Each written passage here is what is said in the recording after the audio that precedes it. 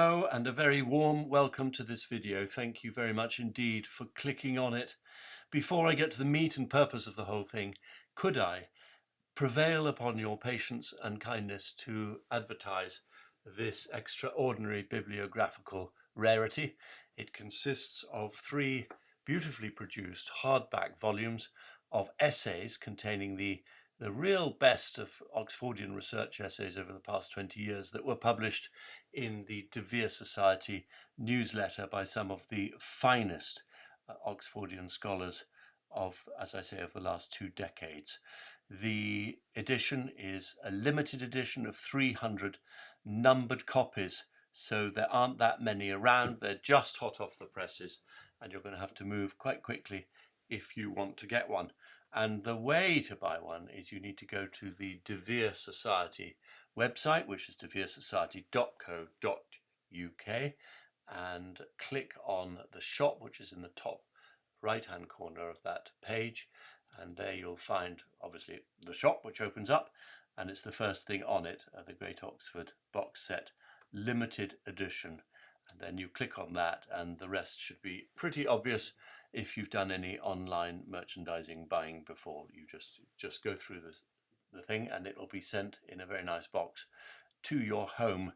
As I say, you can't dilly-dally about this. I have on this channel, I think, nearly 17,000 subscribers, and as I say, there are only 300 of these wonderful, beautifully produced editions.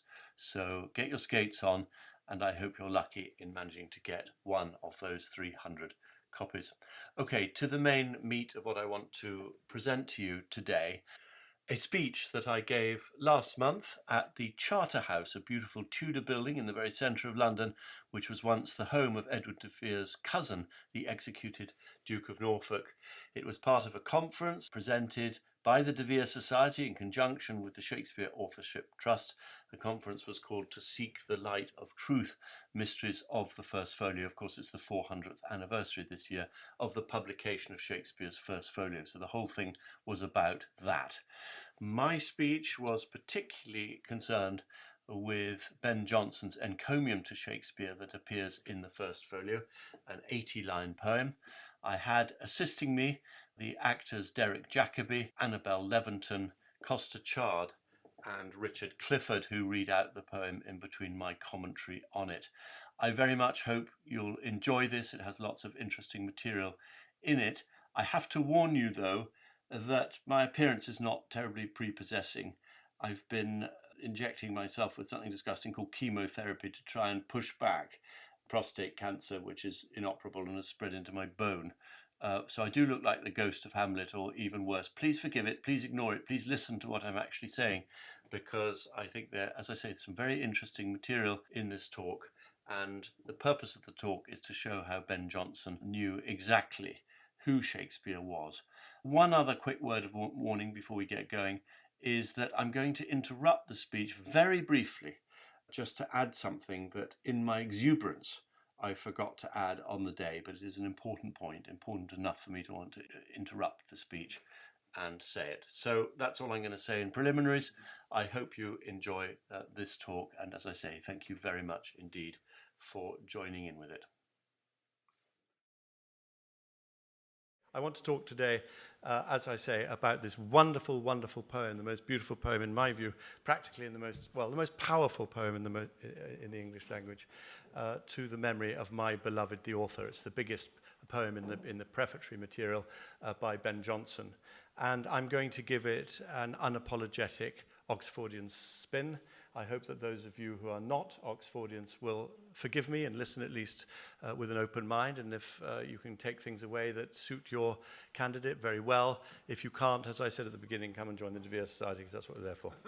Okay, so I think to understand Ben Jonson at all, you have to know that he is a big player of double meanings, numbers, and classical allusions, and those are the 3 things I'm going to point at. I have written a long and fulsome essay on this poem, and I go through every part of it. There isn't time for that now, so I'm just going to bring some highlights. This copy of peer-reviewed journal, The Scientific Exploration, is available. There are some copies there if you want to buy them. But as I say, I'm just going to pinpoint some highlights today. double meanings, numbers, and classical allusions, and an understanding of Ben Jonson, who was a very wily fox, to say the least. He was known by his contemporaries Jasper Mayne and William Cartwright as the Prince of Numbers and Great Soul of Numbers. And we're going to explain the relevance of numbers. I know that some of you are aware that numbers was a word that could be used for verses, but it goes much deeper than that. And the actual connection to numbers themselves hold very deep meanings. We will come to it.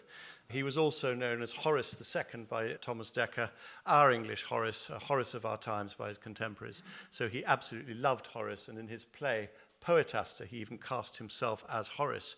And again, I would say if you don't understand numbers or the connection of numbers of the poem we're about to talk about, and you don't understand the connection to Horace, then you're simply skim reading this poem, because you need to understand what he's banging on about to get to the bottom of it. People were quite rude, actually, about Ben Jonson's panegyric, but mainly later. I think Dryden called it an insolent, sparing, and invidious panegyric. And Edmund Malone, the great Shakespeare scholar, called it a clumsy sarcasm, and many malevolent reflections were contained in it. They didn't understand it because they weren't concentrating, as we are all doing here, and they weren't part of the elite brain crew who actually understand what Jonson's banging on about, and they didn't understand his double meanings. They didn't understand his numbers and his allusions to Horace. That's what we're going to look at now. This man I'm looking at now, that's a picture of Jonson, made between 1623, 24 to 26. It's got verses underneath it by Abraham Holland. So it was shortly after the first folio came out. And Holland writes here, there's Holland's name comes up. It's in Latin, but I translate it. Behold the image of Jonson, sacred high priest of the divine inspiration of the muses, recent vindicator of buried genius. This just comes out a few years after the first folio. Now you can translate vindex as vindicator or indeed as defender, but either way it seems very obvious that he is talking about Jonson's poem to Shakespeare, and Abraham Holland was a very close friend of Jonson, so he knew what was going on. And I'm going to finish this talk with another very, very fascinating thing that Abraham Holland said, which I don't think people know about. This is the front page of Jonson's works, published in 1616, and it's called The Works of Benjamin Jonson. And a lot of people scoffed at that and said that he was pushing beyond himself, because if you read the Epistle of James in the New Testament, works are supposed to be expressions of faith. And Jonson was just calling his plays and his epigrams works, which was considered extremely arrogant and naughty. But arrogance is one of the key aspects of Jonson. And in fact, if you look a little bit lower down, he quotes from Horace, his favorite poet again. I do not labor for the crowd to admire me. I am content with a few readers. As a matter of fact, Jonson has changed that quotation, because that is a quotation indeed from Horace, but he's speaking to a man called Lucius, in which Horace says, do not labor for the crowd to admire you. Be content with a few readers. Jonson has changed that to I do not labor. So he's making it very clear that he's not having any truck with anyone who's too stupid to understand his clever lines. You turn the pages, a few pages, and you get his great friend John Selden, who writes in the same book, let Palamon write his songs for the crowds in the street. You like to delight the ears of the learned, those of the few. So this is the message that's coming out about this intellectual arrogance, as I call it. Jonson's great friend, another of his great friends, was Henry Reynolds, and these shows this group of people at the time were sharing this view. Henry Reynolds writes in 1632, so that's just 9 years after the first folio, high and mystical matters should by riddles and enigmatical knots be kept inviolate from the profane multitude. This idea of profane multitude, Jonson himself talks of the sluggish, gaping auditor. These are people who don't understand what he's saying in his poems. And in that one particularly, he's talking about Stratfordianists, the ignoramus crew, the multitude whose judgments are illiterate and rude. So you see the great snobbery of people who don't understand. I can come back to his friend Reynolds here, because we're going to talk about numbers. And I know that some of you in this audience are probably going to sigh and want to leave the room and go and have a bun, rather than listen to me talking about numbers, because yes, we're on the edges of the sort of cryptological area here, but it is very, very important. Here is Jonson's friend talking about numbers. Verses remain lost to us that read and understand them not, for want merely of knowledge of that art of numbers that should unlock and explain mystical meanings to us.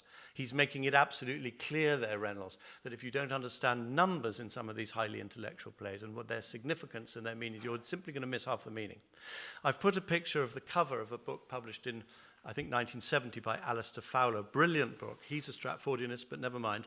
And it's called Triumphal Forms, and he's one of the only really good studies I know, and a very good introductory study of how numbers work in poetry. And he gives lots and lots of examples of poets at this time who choose the exact numbers of stanzas to their poets, the exact numbers of lines, the numbers of lines that you're going to put into your headings, the number of feet, that's the metrical feet, which all have inner significance. I mean, for instance, George Chapman writes a poem called Hymn to Our Saviour on the Cross, and it has 300 lines. It has 300 lines precisely because that is the isopeptic, would you say?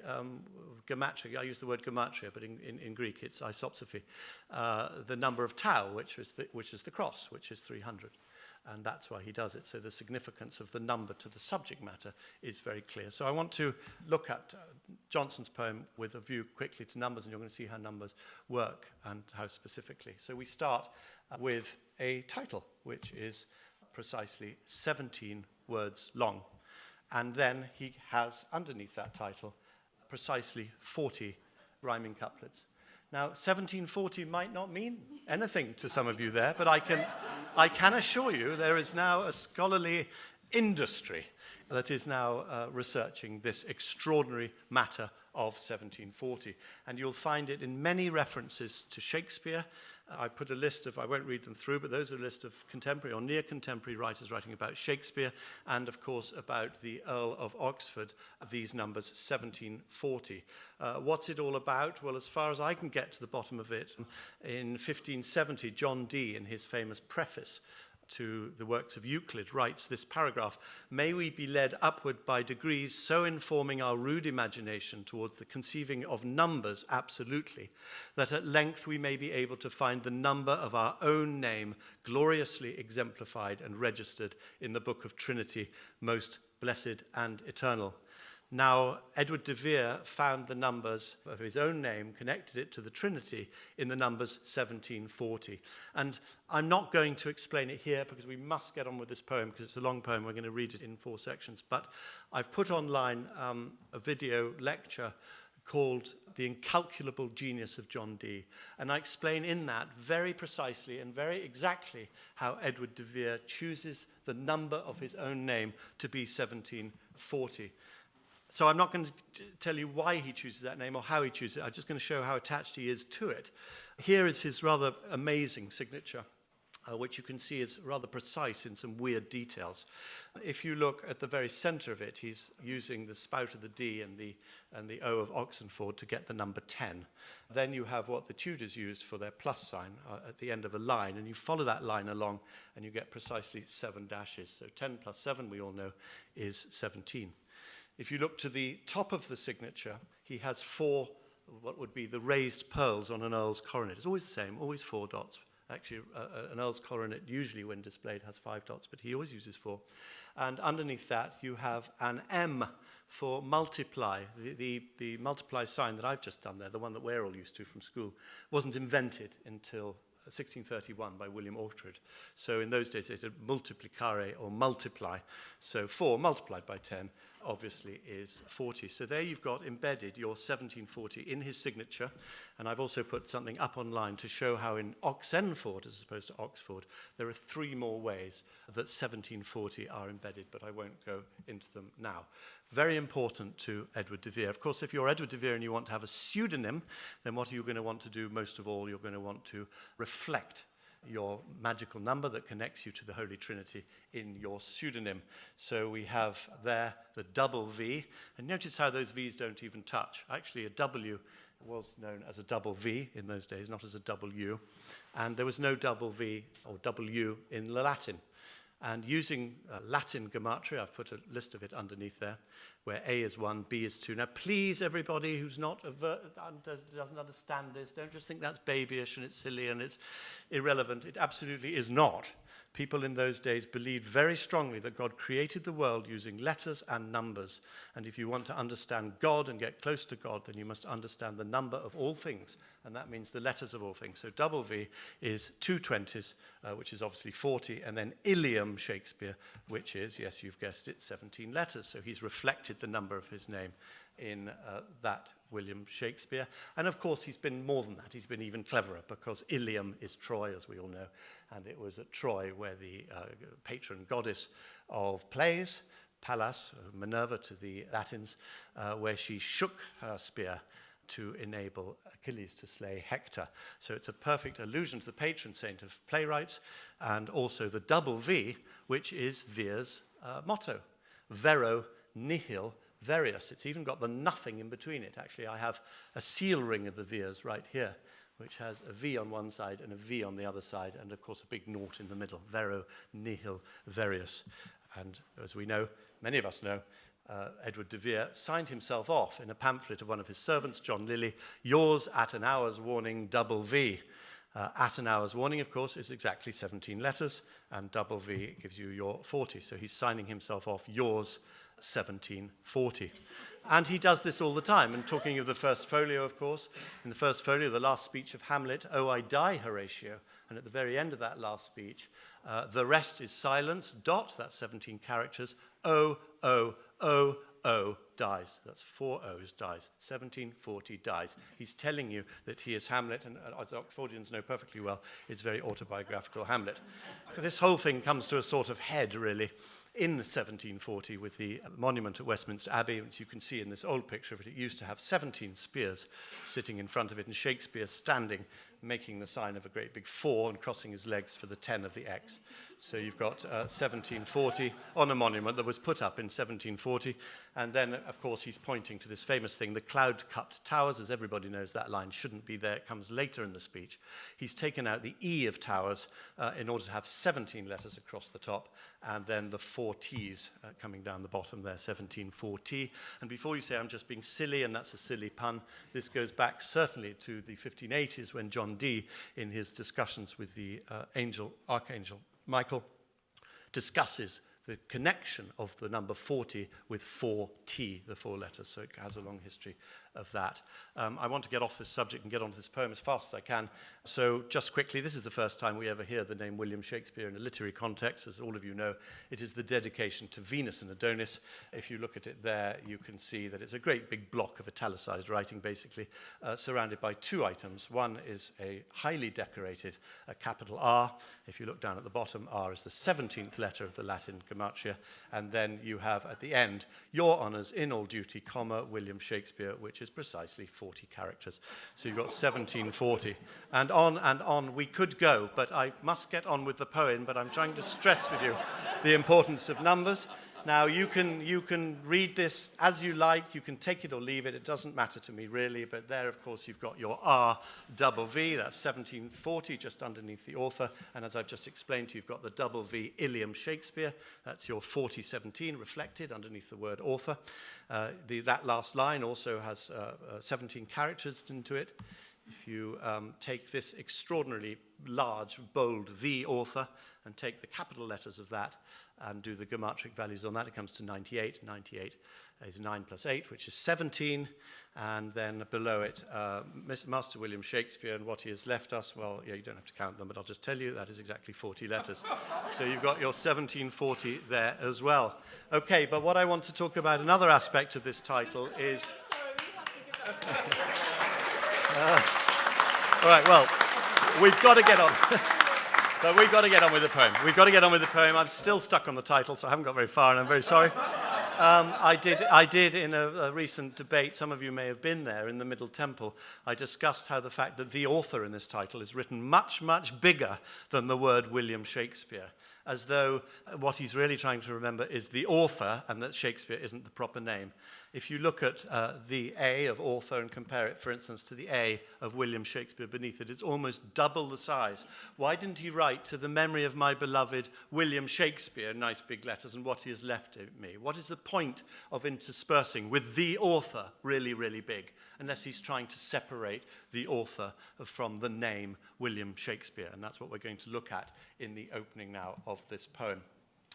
So I'm going to call on Sir Derek to read these opening lines. All I'll say preliminary to them is, you can see I pointed out line 17. Here we go again. I therefore will begin. So he's not even going to begin the poem until line 17. So what therefore is he doing with the first 16 lines? Well, the first 16 lines, now we're back to Horace, is called a recusatio, or a refusal. Now, Horace was famous for his refusals. The most famous of his refusals was his refusal to do what the Emperor Augustus asked him. Augustus was furious with Horace and said, "Why don't you write about me as a familiar friend, as a real man, not just as this icon who is emperor? Why don't you do that? And why don't you also, while you're doing it, mention a brilliant military victory I recently had?" And Horace then writes the epistle to Augustus, which is in verse, in which he refuses to do the military defeat. And he says, "I won't talk of you as a familiar man either, because that will only cause jealousy." Instead, he bangs on about plays and discusses early plays and late plays and comparing them. So that is the refusal upon which he's writing this. Now, Derek's going to read it, and you can decide for yourselves what you think that Ben Jonson is refusing to do in these first 16 lines. To the memory of my beloved, the author, Mr. William Shakespeare, and what he hath left us. To draw no envy, Shakespeare, on thy name, am I thus ample to thy book and fame, while I confess thy writings to be such as neither man nor muse can praise too much. 'Tis true, and all men's suffrage, but these ways were not the paths I meant unto thy praise. For silliest ignorance on these may light, which, when it sounds at best, but echoes right. Or blind affection, which doth ne'er advance the truth, but gropes and urgeth all by chance. Or crafty malice might pretend this praise, and think to ruin where it seemed to raise. These are as some infamous bawd or whore should praise a matron. What could hurt her more? But thou art proof against them, and indeed above the ill fortune of them, or the need.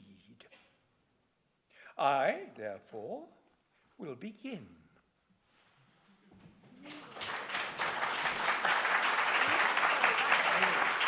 Thank you, Derek, very much. And for those who don't know, Derek is the honourable patron of the De Vere Society, and we're very, very proud to have him as that. And long may he live and thrive. Beautifully read. So, what is Jonson refusing to do?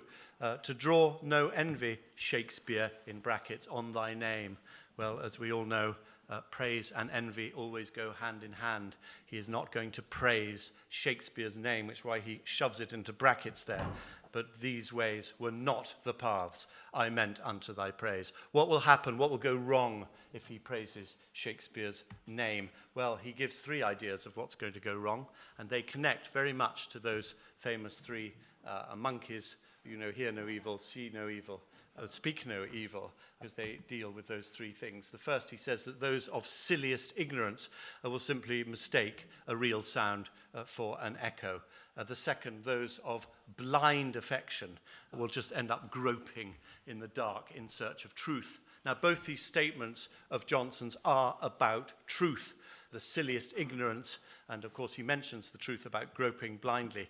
In a later work, in his Discoveries, he writes, "Ignorance is the darkener of man's life, the common confounder of truth, with which a man goes groping in the dark, no otherwise than he were blind." He's almost tipping us off there to what he wrote about Shakespeare in the first folio. The third reason he gives why he's not going to praise Shakespeare's name concerns craft and malice, saying that those of crafty malice will build up the name of Shakespeare deliberately because they know it's not his name in order to sink the real author.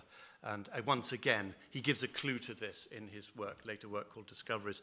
Without truth, there you go again, all the actions of mankind are craft, malice, or what you will, rather than wisdom. Okay, a brief interruption of myself here to make a point that I should have made in this speech, where I'm concentrating more on not being over-exuberant and overexcited. So Johnson, as I have shown, gives 3 reasons why he will not praise the name Shakespeare, and all 3 of those reasons are connected to truth. And of course, if you are looking for the true name of the author, a name that will get you closer to the truth than Shakespeare, well, that name is, of course, Vere.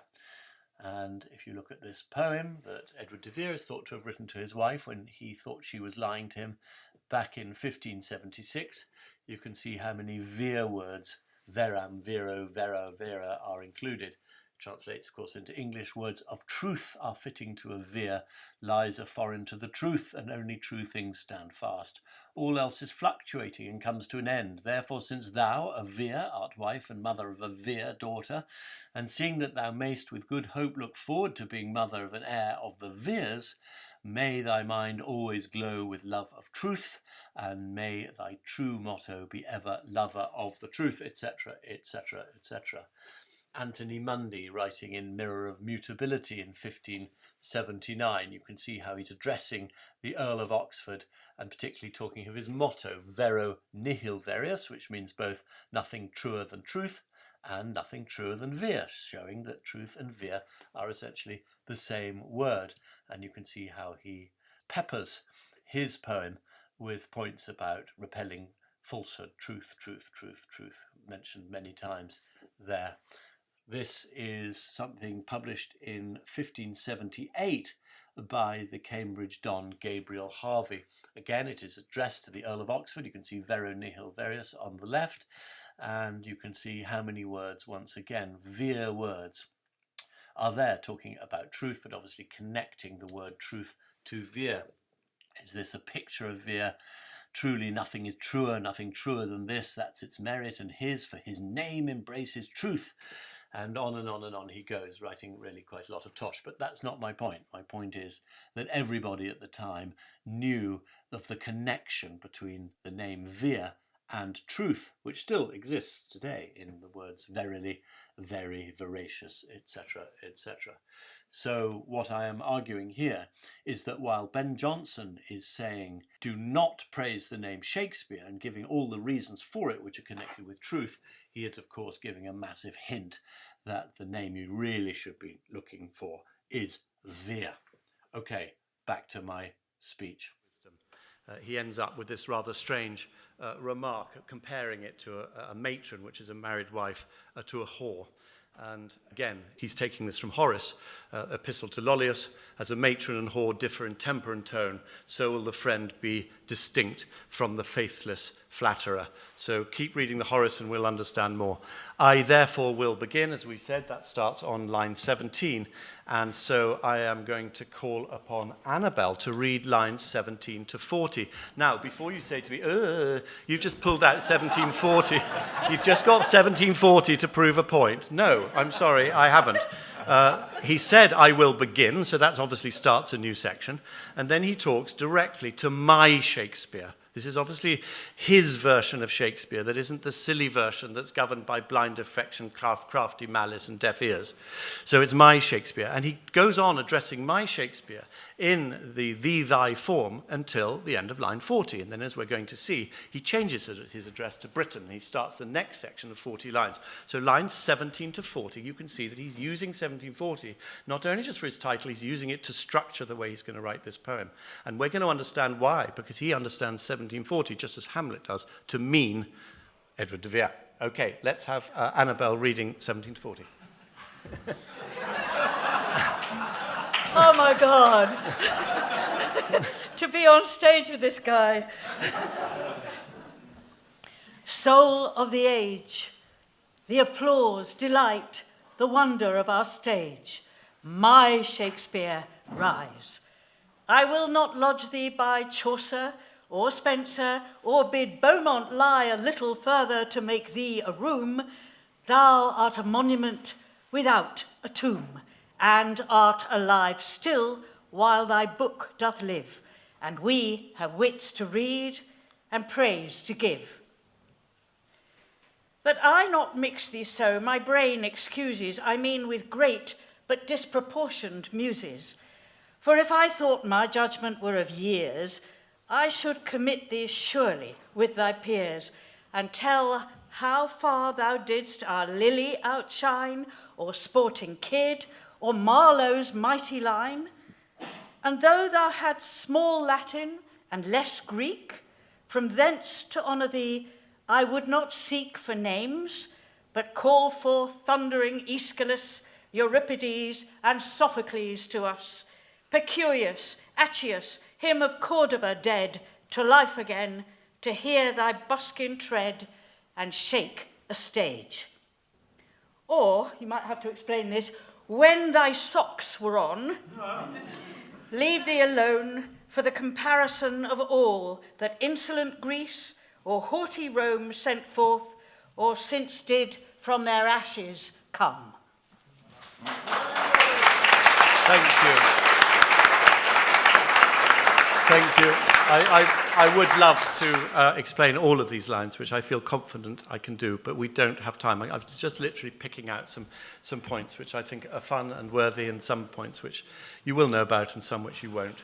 I can gloss this in 5 seconds. Thou art a monument without a tomb. I mean, this is a very interesting point that Ben Jonson's making, that there is no tomb for William Shakespeare. And he's going to come back to that at the end of the poem. Some of you might not have noticed that allusion.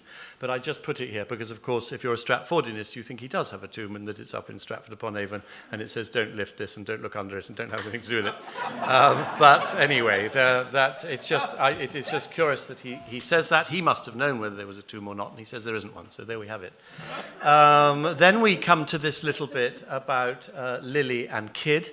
Now, Oxfordians have often pointed out that Marlowe, Lily, and Kidd don't appear to have written any plays, really, after 1593, which is when the name Shakespeare first appears. In fact, they are considered to be playwrights of the 1580s. The 1580s, of course, when the Earl of Oxford was the most powerful man in British theatre because he was the patron of about 6 different theatre companies, and that he was also, we know, hiring John Lilly as his secretary, and also Anthony Mundy. And there's no other person like him who seems to be multiple playwrights around his table. And my argument very strongly is that he was also the patron of Kidd and Marlowe. So when people ask me whether I'm a Marlovian, I say I do think that Marlowe had a hand in it, and I've put some very strong evidence online to show that Marlowe was indeed working up to 1591 when Oxford went bust, and all of those poor playwrights got kicked out of St. Peter's Hill, where he had his scriptorium, and Marlowe went off and started forging coins in the Netherlands, and another one went off, was it Lodge, who went off with Captain Cavendish and sailed around the world, and Green was all very poor and everyone fell to pieces. And that was the end of the scriptorium in 1591 when Oxford went bust. There are some key little words in here. You see Lily, Marlowe and Kidd, he outshines them.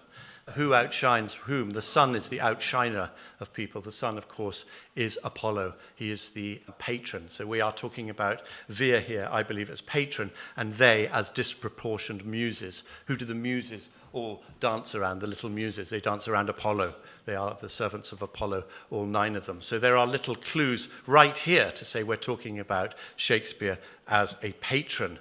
And we're going to see in the next bit of reading, and all the muses still were in their prime when, like Apollo, he came forth to warm our ears, or like a Mercury to charm. I put next to that picture of Edward de Vere, won't read it out, but you can see there's a list of contemporaries there who all likened him to Apollo, or said he was Apollo in some way or another.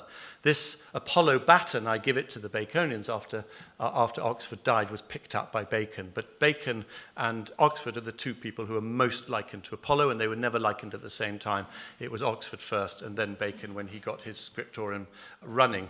This picture, there's been squabbles about it for many years, saying portrait of an unknown man holding a hand. Well, I mean, we started unraveling this a long time ago, and it's now beyond any doubt that this is the Earl of Oxford. He's got a hat with feathers on it, symbolizing his connection to Mercury, and he's holding the hand of Apollo. There was a very good book about it written by a Stratfordianist called Leslie Hodson, Shakespeare by Hilliard, and he argued brilliantly that this was Shakespeare. He didn't, of course, understand that Hilliard didn't go around painting merchants from the Midlands, but he painted courtiers. And you only have to look carefully at this. If there are some Baconians among you, I'm sure you'll see in that square how 1740 can be easily encrypted from that. But I will move on. I know we can get bogged down with 1740. I put online. I thought an interesting, and I do urge you to go and look at it if you're curious.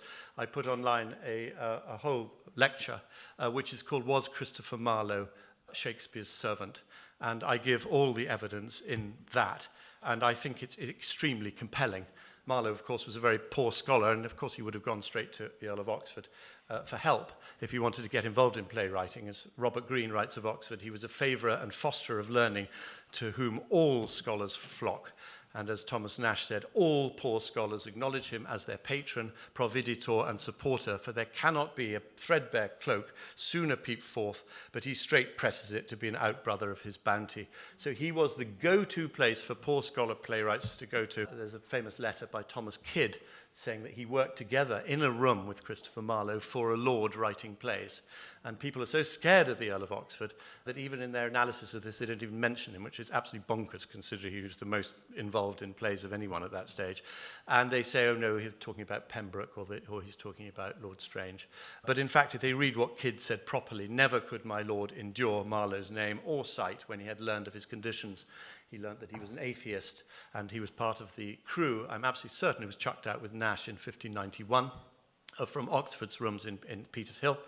And obviously from that statement, if we're going to believe it, Oxford would not have associated his name with Marlowe thereafter. So he could not be Pembroke, because we have Marlowe's name on the quarto with the Pembroke's men, and he couldn't have been Strange, whose name is also associated with Marlowe after that date.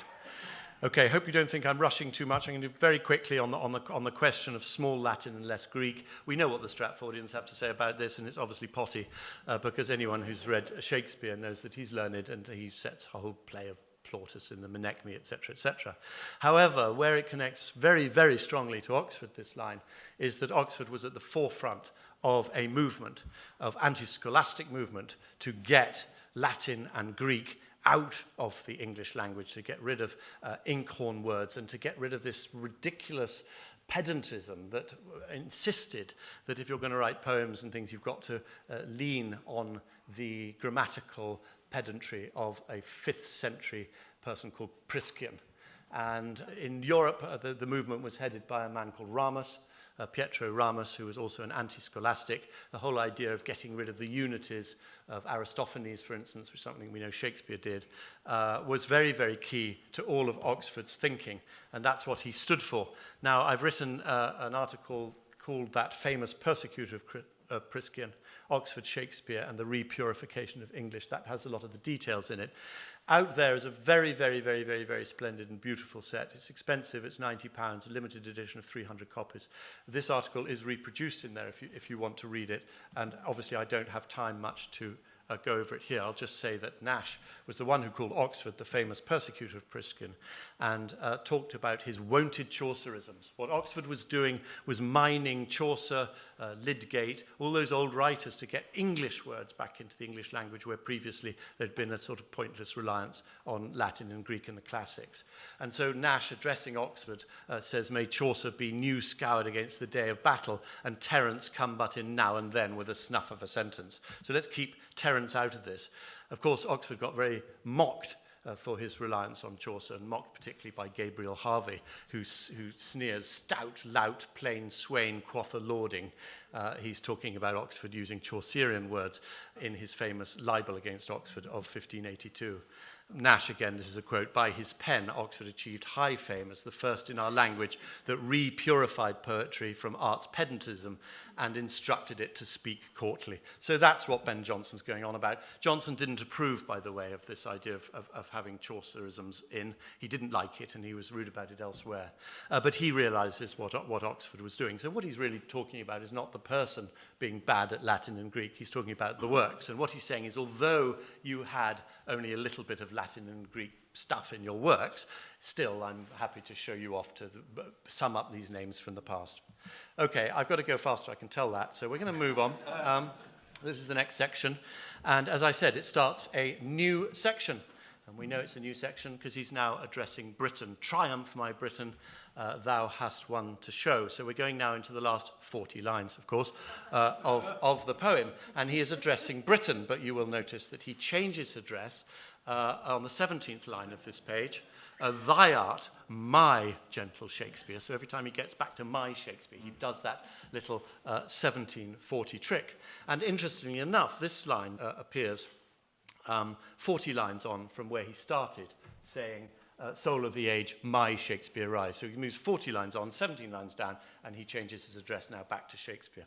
I think we all know this, really. My gentle Shakespeare. Stratfordianists will say, if he picked up a vase, he was very careful not to drop it, or something ridiculous. But no, you only have to go to the Oxford English Dictionary. Gentle means well-born, belonging to a family of position, originally used synonymously with noble. Thank you very much. Okay, let's hear these lines, which Costa's going to read to us. Section. "Triumph, my Britain, thou hast won to show, to whom all scenes of Europe homage owe. He was not of an age, but for all time, and all the muses still were in their prime, when like Apollo he came forth to warm our ears, or like a Mercury to charm. Nature herself was proud of his designs, and joyed to wear the dressing of his lines, which were so richly spun, and woven so fit, as since she will vouchsafe no other wit. The merry Greek, tart Aristophanes, neat Terence, witty Plautus now not please, but antiquated and deserted lie as they were not of nature's family. Yet must I not give nature all? Thy art, my gentle Shakespeare, must enjoy a part. For though the poet's matter nature be, his art doth give the fashion, and that he who cast to write a living line must sweat, such as thine are, and strike the second heat upon the muse's anvil, turn the same, and himself with it, that he thinks to frame, or for the laurel he may gain a scorn, for a good poet's made, as well as born, and such wert thou.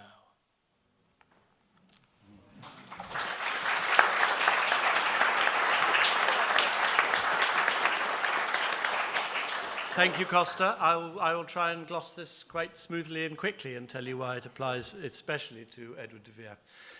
What you hear here is a bit of an argument about nature versus art. Art, of course, from which the word artifice comes. That's the craft, the effort, the skill, all the thought and the hammering away at it to make it good. The nature, if you like, could be the genius, but he talks about nature's matter is the subject of poetry, i.e. everything in the world, and not just talking about trees and fawns. Anything that poetry writes about is effectively writing about nature. But art is what makes a great poet, and this was absolutely fundamental to the philosophy, the aesthetic philosophy of Edward de Vere, and it was very well known at the time because he published it in, well, as we know from Bodenham, all his poems were published under other people's names, so we know that from 1600. But we're not talking about a poem, we're talking about a preface that he wrote in Latin to a book called The Courtier by Baldassare Castiglione. And in that preface, he talks about this very subject. He talks about art versus nature. And he has a very specific philosophy, Oxford. He says that by your art, through your effort, he says you can surpass others, and by surpassing others, you will surpass yourself. And when you surpass yourself, you will be able to surpass nature. And that is what he says, and that's picked up by Gabriel Harvey, who says, oh, that's a very clever thing you said there, Oxford. And I predict the same of you, he says, in 1578. He says, you have surpassed others, you will surpass yourself, and you will now surpass nature. And he puts it, Gabriel Harvey, in very much that way that Ben Jonson puts it here. He's talking about a cloak, a clothing. You'll clothe nature. You see this extended metaphor that we've just heard of talking about Shakespeare's lines that are the clothes on nature. So that is where I think he's getting it from. Now, he talks about nature, and then he gives the counter-argument. This is the Oxfordian counter-argument. Where does he give it? He gives it on line 57. What's the relevance of line 57? Well, it's 17 plus 40, isn't it? Now, if you take where Costa started reading Triumph My Britain and go down 17 lines, you come to line 57, 1740. Now we've got Edward de Vere's point about art. Edward de Vere wrote in 1571, although nature herself has made nothing perfect in every detail, yet the fashion or manners of men exceed in dignity that with which nature has endowed them. And Jonson in this poem says, his art doth give the fashion that the race of his mind and manners brightly shines through his well-turned, true-filed lines. So you can see what he is alluding to there. This went into about 7 editions, Edward de Vere's preface to Castiglione. So it was very well known by all intellectuals who understood what this whole argument about art and nature was and how Edward de Vere was at the forefront of talking about it. Okay, I think we can move on. I don't know why I did that, just to bait people. Okay, take it off again. Oh, that's about Apollo and Mercury. I think we've dealt with that. Right, we're coming to the last section now, so I hope your tummies aren't too much rumbling. And I've got some interesting things to say, so I'll try and do it speedily, but so it doesn't lose its import. I think shall we just go straight into the reading of this? We're going to have Richard Clifford's very kindly going to read it for us. And this is the last 17 lines, if you count, so I'm prepared to let you say I'm cheating here. But if you count Ben Jonson at the bottom, then we are talking about the last 17 lines here. So let's have them. Look how the Father's face lives in his issue. Even so, the race of Shakespeare's mind and manners brightly shines in his well-turned and true-filed lines, in each of which he seems to shake a lance, as brandished at the eyes of ignorance. Sweet Swan of Avon, what a sight it were to see thee in our waters yet appear, and make those flights upon the banks of Thames that did so take Eliza and our James. But stay, I see thee in the hemisphere advanced, and make a constellation there. Shine forth, thou star of poets, and with rage or influence chide or cheer the drooping stage, which since thy flight from hence hath mourned like night and despair's day, but for thy volume's light. Ben Jonson.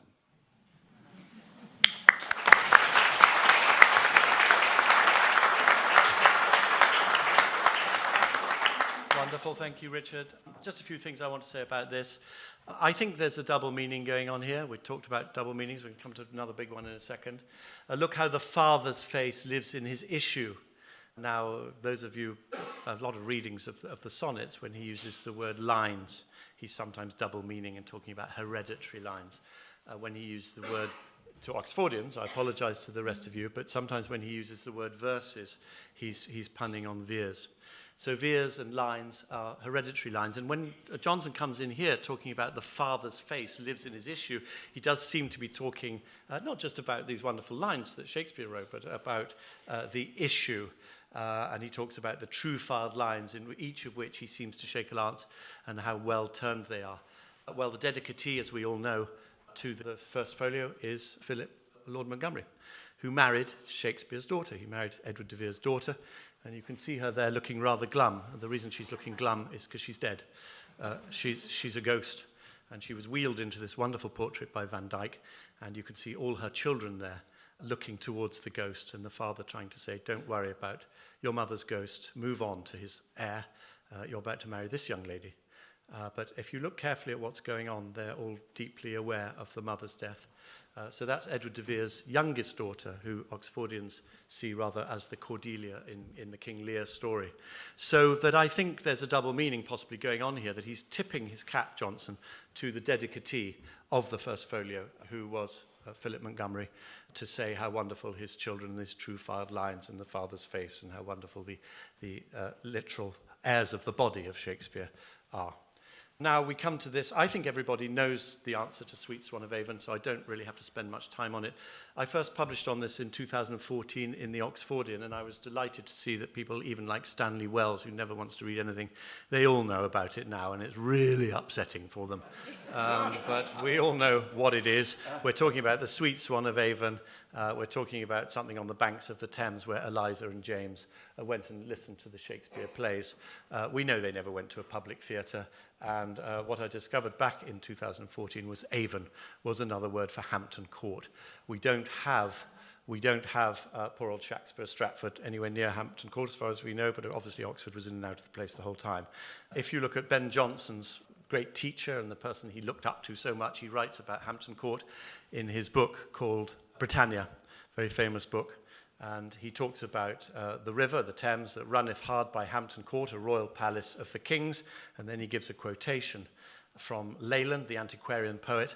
A stately place for rare and glorious show there is, which Thames with wandering stream doth douse, times past by name of Avon men it knew. So it was known as Avon, and I've written an article about it that I think is reprinted in volume 3 of those Oxfordians, and I give lots and lots of citations of people who fully understand that Avon was a name for Hampton Court. Sweet Swan of Avon, therefore, is talking about a courtier poet, particularly connected with Hampton Court, where King James and Eliza loved to watch plays. Okay, now I'm taking you to the last lines, and I think this is a really, really interesting thing. He says that Shakespeare is made into a constellation, and many scholars have said, well, that constellation has to be Cygnus because it appears in the very same sentence as Sweet Swan of Avon, and the only constellation in the sky to do with the swan is, of course, Cygnus. And that makes a lot of sense. In point of fact, there is the Cygnus in an old map. I can draw it out for you. And once again, we're going back to Horace. And again, the learned few, the clever ones, not the gaping auditors, the ones who bother to look at the Horace, will see why Johnson decides to bring up this metaphor. Horace writes one of his odes called The Poet Prophesies His Own Death. He's writing about his own death and immortality as a poet. And he writes, on no common or feeble pinion shall I soar through the liquid air, a poet still, nor linger more on earth. Even now the wrinkled skin is gathering on my ankles, and I am changing to a snowy swan above, and o'er my arms and shoulders is spreading a soft plumage. Restrain all clamour and forego the idle tribute of a tomb. So there again is your second allusion to the fact that he has no tomb, that this writer Shakespeare is transformed as a great poet would be, as Horace was, to a swan, the constellation of the swan in the sky without a tomb. Now here's the very odd thing about this, is he calls him a constellation, and in the very next line, Johnson calls him a star. And that's bizarre. I mean, how can you be a star and a constellation? A constellation is, by its definition, a set of stars. And Johnson wasn't stupid, so let's please not say he just made a mistake. He wasn't thinking, he wasn't concentrating. He was concentrating very hard indeed, and I'm going to show you how he was concentrating. But what I want to do here is to say to ourselves, if it's so easy to recognize what constellation he's talking about, it's Cygnus, can we not identify the exact star that he's talking about, and what connection that star might have to Cygnus? Now, we're only left with 4 lines of this poem, and I'm going to show you that you can identify the exact star of the billions of stars that are up in the sky that he is actually talking about right here. So what have we got to work with? With rage or influence, chide or cheer the drooping stage. Now, we all know that the stage is a metaphor for the world. All the world's a stage. Shakespeare didn't invent that. He got it. It goes right back to Pythagoras. So let's take stage to mean the world. So we're looking for a star that can influence the world, criticize or influence the world. What else have we got? Since thy flight from hence, that means since your death, Shakespeare, this star has appeared tinkling away up in the night sky. So the new star has to have appeared shortly after Shakespeare's death. And what else do we have? We have, had it not been for the light of this star, we would have had miserable nights and miserable days.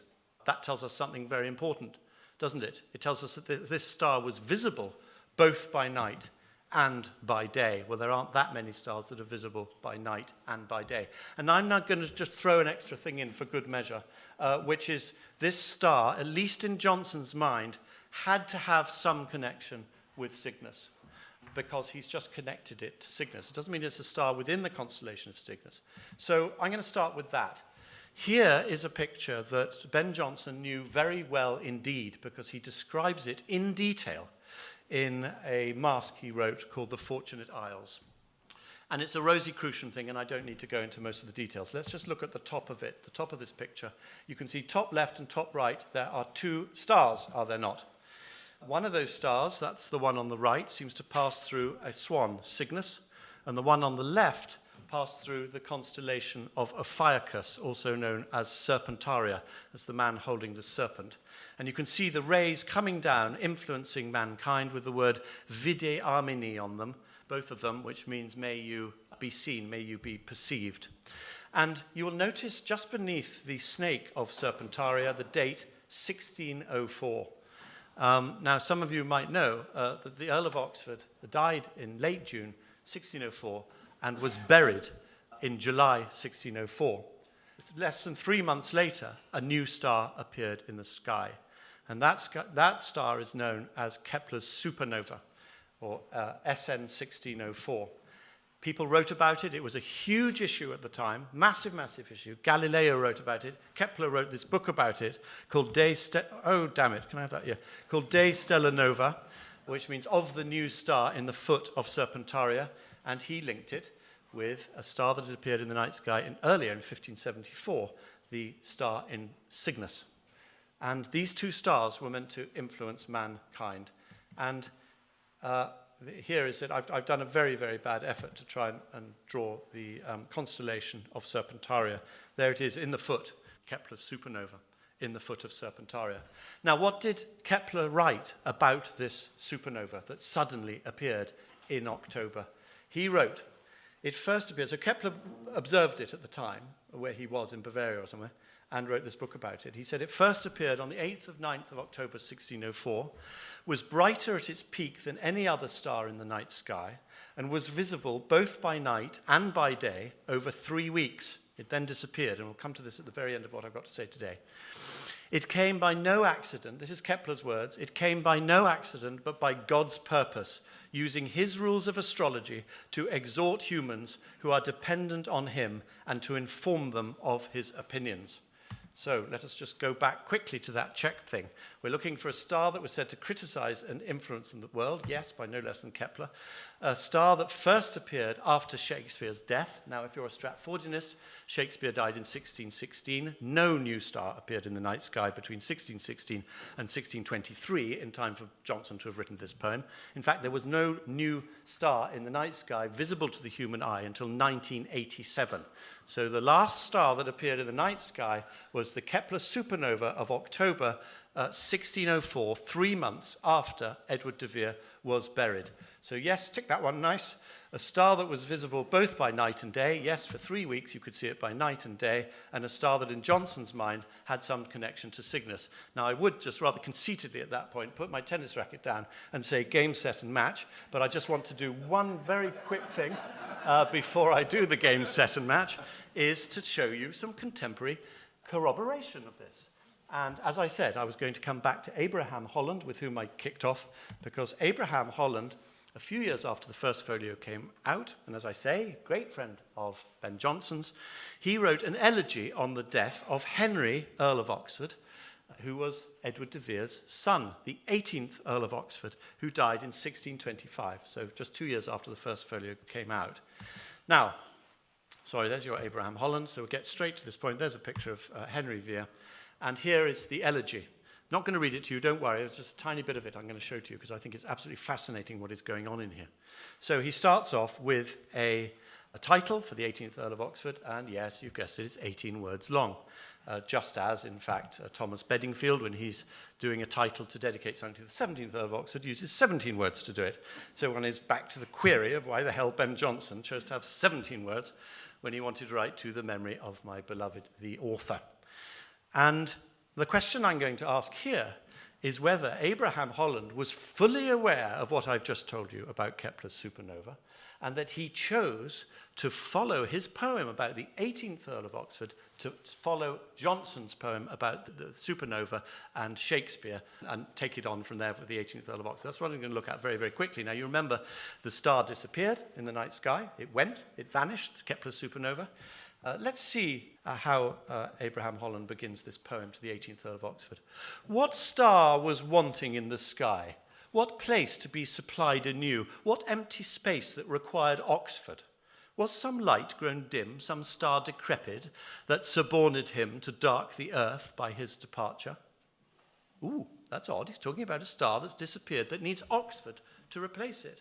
Now, I've just given you my interpretation that Ben Jonson says that place, that was the Kepler supernova that then disappeared after 3 days. We just go on just a tiny bit. Now, remember how odd I said it was that Ben Jonson compares Shakespeare to a constellation, and in the very next line he calls him a star. What a rum thing to do. How peculiar. What's happening here? About the 18th Earl of Oxford. A brighter star, or like a new Orion. In 2 consecutive lines, he's a star, and then he's a constellation. Who's ever done that before, apart from Ben Jonson to Shakespeare? And now suddenly, to the 18th Earl of Oxford. He's an armed constellation. Look what Ben Jonson says about Oxford up here. He compares him to Pallas Athena. He seems to shake a lance as brandished at the eyes of ignorance. He's talking about the fully armed Pallas, Minerva, shaking a lance. What do we have here about the 18th of Oxford? Or like a new Orion doth he stand in crystal mail, that's in full armour, and a bright blade in his hand. And finally, and then I promise I'm out of here, talking about the 18th Earl of Oxford, he shines a better Mars, brighter star. Like a comet's rage strikes he amazement on the trembling age. Is this not an allusion to what Jonson says about Shakespeare? Shine forth thy star of poets, and with rage or influence chide or cheer the drooping stage. Thank you.